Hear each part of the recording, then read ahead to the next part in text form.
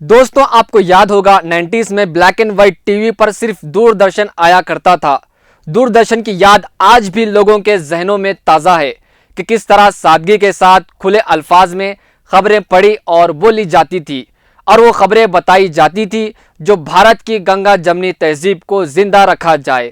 لیکن 20s میں آپ کو نیوز چینل سینکڑوں ملیں گے اور نیوز اینکر ہزاروں دیکھے جا سکتے ہیں۔ آج کے نیوز اینکر نیوز بتانے سے زیادہ چلاتے بہت زیادہ ہیں، کبھی کبھی ایسا بھڑک جاتے ہیں، گالی بھی دے دیتے ہیں، اچھی خاصی لڑائیاں بھی کر لیتے ہیں، اور دیش کی میڈیا کو اپنے ملک کے مسئلوں سے زیادہ افغانستان کے مسئلوں کی زیادہ فکر ہے۔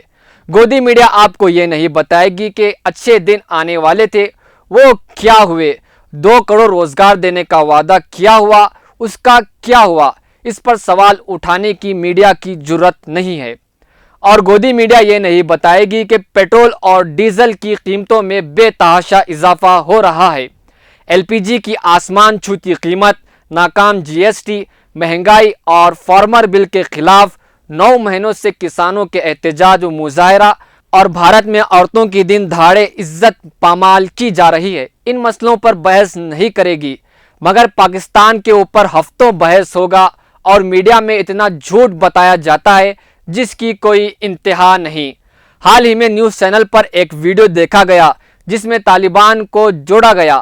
بعد میں فیکٹ چیک سے یہ پتا چلا کہ وہ ویڈیو ایک گیمنگ پلیٹ فارم سے لیا گیا تھا، اور میڈیا میں ایسے پروگرام پیش کیے جاتے ہیں جن کا مقصد معاشرے کو مذہب کے نام پر تقسیم کرنا ہوتا ہے، اور یہ تقسیم بی جے پی کے لیے فائدہ مند ثابت ہوتا ہے۔ میڈیا ایک طرح سے سرکاری مشینری کا اعلی کار بن گیا ہے، اور سرکار کی طرف سے میڈیا کو ایڈورٹائزمنٹ کی شکل میں بھرپور ساتھ ملتا ہے۔ پھر میڈیا سماج میں زہر اگلنے کا کام کرتی ہے۔ گزشتہ سال کورونا پھیلانے کا پورا الزام تبلیغی جماعت پر لگایا گیا۔ کورونا جہاد تبلیغی جہاد کا نام دیا گیا، اور کئی طرح کے الزامات لگائے گئے۔ اب حال ہی میں چیف جسٹس این وی رمنا کی زیر قیادت سپریم کورٹ کی ایک بنچ میں یہ کہا گیا کہ کورونا وائرس کے لیے میڈیا کی جانب سے تبلیغی جماعت کو ذمہ دار قرار دیے جانے، اور اسی بہانے مسلمانوں کے خلاف نفرت پیدا کرنے والے میڈیا کو سختی سے کہا گیا کہ ان کا لب و لہجہ بالکل فرقہ وارانہ نوعیت کا تھا۔ اصل مسئلہ یہ ہے کہ ہمارے ملک میں میڈیا کا ایک گوشہ ہر چیز کو فرقہ وارانہ نقطۂ نظر سے دکھاتا ہے۔ اس کے نتیجے میں ملک کی بدنامی ہو رہی ہے۔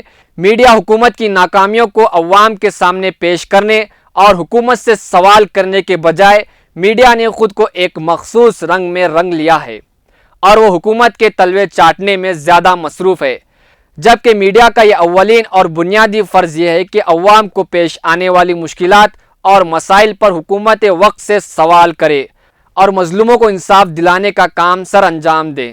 ایسے ہی تازہ ترین خبروں پر نظر رکھنے کے لیے ہمارا یوٹیوب چینل ملی ڈائجسٹ کو سبسکرائب کریں، اور ساتھ ہی ساتھ بیل آئیکن کو بھی دبائیں، اور اپنے دوستوں اور فیملی کے ساتھ ہمارا ویڈیو ضرور شیئر کریں۔ ملیں گے کسی اور ویڈیو میں، تب تک کے لیے دیجیے اجازت۔